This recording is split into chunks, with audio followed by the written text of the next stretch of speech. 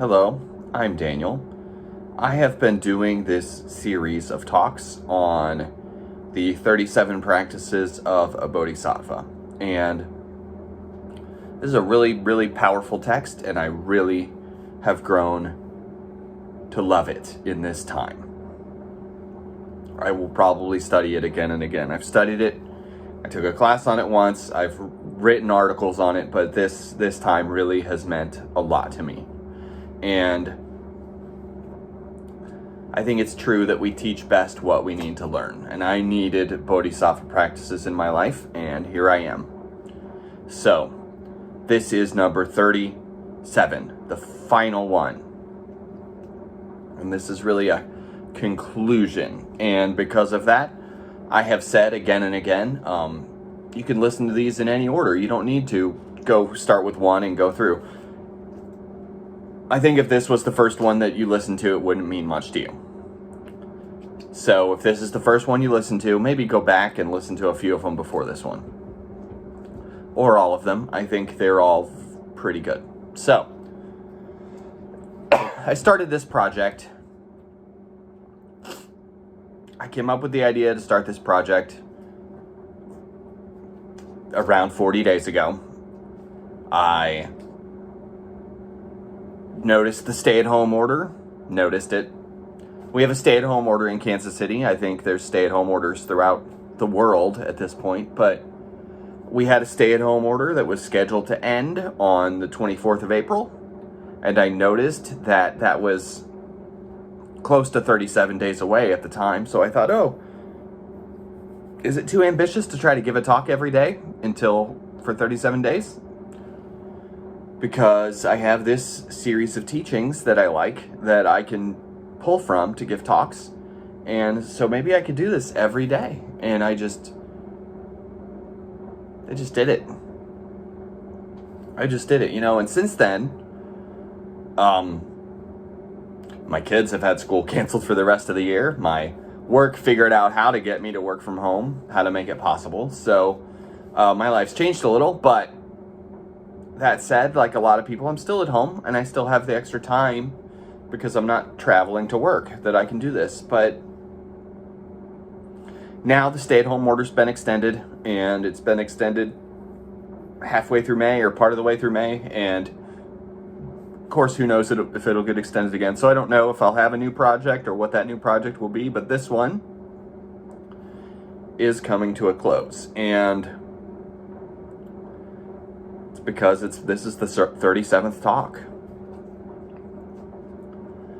There was a time when I thought this wouldn't be possible. And some of the talks are on the long side, 30 minutes, and some of the talks are on the short side, like 8 minutes, and that's okay, I think. So I'm going to read the conclusion. There's a conclusion verse and then an extended conclusion. I'm going to read it all. So we'll just see how it goes. And maybe I'll read like each little part and comment on it. We'll just see. But I do want to say, like, if you have listened to every one of these talks, thank you so much for participating in this with me. This being able to do this means a lot to me. It helped me to have something to do, and I hope it helped someone else. Just being able to check in every day, I hope that helped someone else, but it helped me having something to do, having a mission, and that mission is to share the Bodhisattva path. So a lot of the time I identify myself as a Zen Buddhist, but I think I may be more of a broader thing, a Bodhisattva Buddhist. I don't know. Doesn't matter. I'm a Buddhist. Labels don't matter that much. Really, the label of Buddhist doesn't even matter that much. I am one who is training in wisdom and compassion. Yeah, I'm one who's training in wisdom and compassion. And I tend to think Buddhism's not a great word, and we could come up with something else, but you know how it is. Things become frozen and then they're difficult to change. Anyway.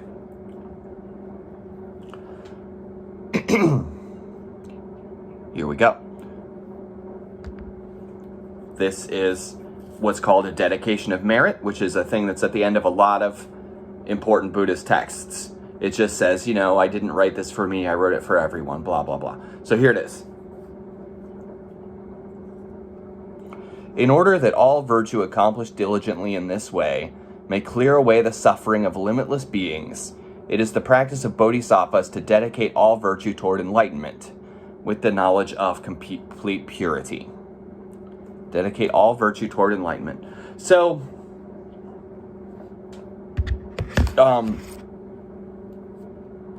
if you know, gosh, I don't want to get into the weeds on this, but the writer of this, Tokmei Zongpo, probably believed in karma as a literal thing, a spiritual scorecard. That is, you do good and good things come to you. And he is saying, I don't want good things to come to me. I want this to only help other beings. And I'm a skeptical person. I don't really believe in the spiritual scorecard. But that being said, I don't think dedicating the merit and saying, may this help all others and not help me, I don't think that's bad. Okay? And the next one. The meaning taught in the sutras, tantras, and treatises I have, following the teachings of the sacred ones, formulated as these 37 practices of the bodhisattvas for the sake of those who wish to train on the path of bodhisattvas.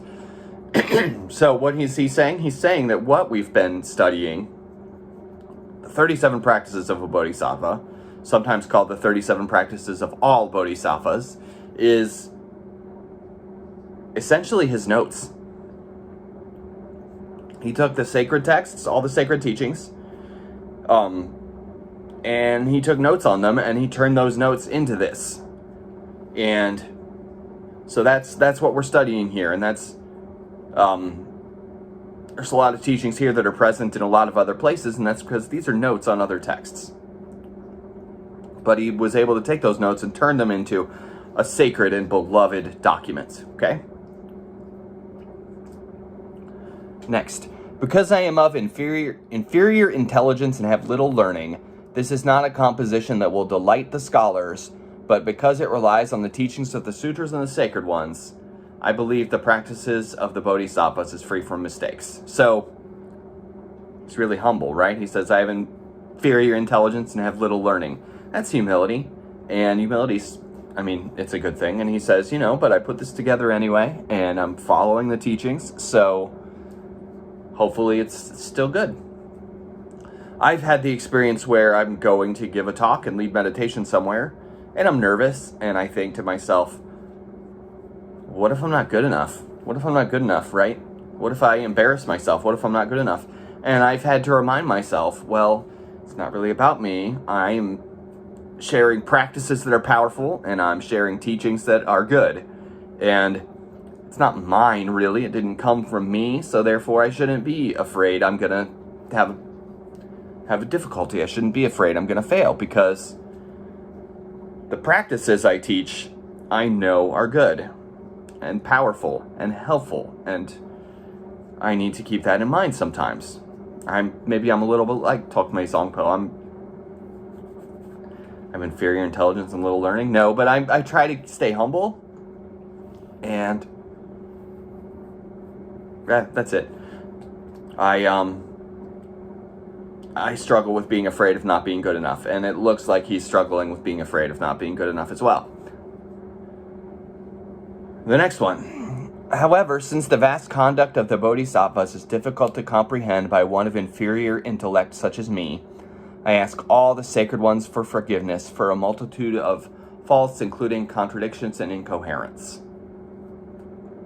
So, he's saying, don't be mad at me if it's no good. Don't be mad at me if it's no good. And then, by the virtue resulting from this, may all beings, through the relative and ultimate supreme mind of enlightenment, become equal to the protector of Avalokiteshvara, remaining in neither extreme of existence or peace. So that's sort of like, may all beings be happy, may all beings... It's sort of like a prayer, I guess, or like setting a positive intention. Avalokiteshvara is a mythical figure. It's a being that represents compassion, but generally not believed in as a literal ghost or goddess or whatever, god or goddess or whatever. There's flexibility in the gender, but generally not literally believed in, but rather something we think about and look up to, rather than like a physical, real being.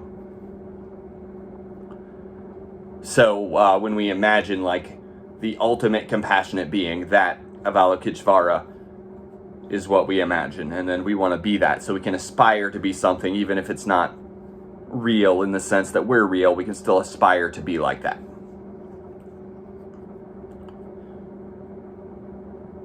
And then finally, this was composed in the Ngolchu Rinchen cave by the monk Togme, a proponent of scripture and reasoning for the purpose of benefiting myself and others. That's it. So that's the conclusion of the 37 practices of a Bodhisattva, or of all Bodhisattvas, and I hope it's been really meaningful to you. It's been really meaningful to me. And I think about, like, I wonder if I could teach a class on this text sometime. I would really like to. It's really powerful. And there were a couple verses where I thought, oh, how am I going to talk about this? But for the most part, I got through it okay. And to be clear, for the Buddhist texts, generally, if you're going line by line and talking about a Buddhist text, ones you can talk about are hard to find. That is, my explanation of the lines could have been extremely complicated and unhelpful, but this text is really, I want to say easy, and I don't know if that's right, but it's really deep, but also understandable, and I think that means a lot to me, and I hope it means a lot to you. So that is it for today. Thank you for tuning in. I hope you've been here the whole time with me. I don't know if I have a new project. I don't know what the new project will be, but if you want to see something from me, go in the comments and tell me. Go in the comments and tell me what you would like me to talk about in the future. I don't know when the lockdown's going to be over. I know my kids don't have school for the rest of the year. I don't even know when I'm going to go back to work. So, and working from home's really different. So, that's it. I hope you're all safe. And I hope you've made it through the lockdown so far without going crazy. So, thank you for taking the time to listen to me, and have a good day.